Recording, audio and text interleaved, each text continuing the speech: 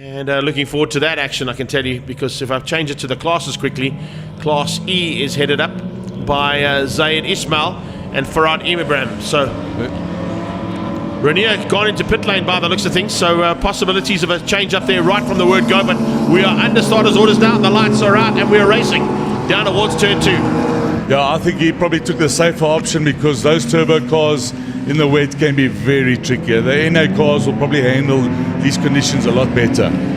So Renier taking the safe option. Yeah, maybe that's a gamble that it pays off at the end of the season. He goes home with an unbroken car. Not a bad idea. We always say the best is to put your car back on the trail in one piece and go home. And listen, 9 times out of 10, that's exactly what happens with your class. It really is impressive that they put in a big effort to race hard, but go home with relatively unscathed cars. Fastest car on track at the moment is Lorenzo, 109.4 in these wet and tricky conditions. The German, though, closing him down. He's done a 110.6. Got to find about half a second or so to close in. Osbagioni with some problems out of turn 2. Spinner down into turn 2. Mr. Ranfontaine, Roland Hopkins. Yeah, Roland just getting to grips with this rear-wheel drive Beamer of his. So here we go. Mid-pack starting to heat up. A couple of guys with lights on. You know what? I've had a situation like this at Pakisa at that 45-minute endurance race where some guys have got lights, some guys haven't. They've got licenses, they get driven, some of them get driven to the track. Look at those flames coming out there now. That's awesome. That's a road legal car. I want to see them pull that over and say, listen, can we just check that exhaust pipe configuration, please? Lady driver, never driven hard. Yeah, one honest owner. Lorenzo Gauteng lighting up into turn 2. You mentioned the fact you're going to see some exhaust flames. You didn't expect to see it coming out of the bonnet, though.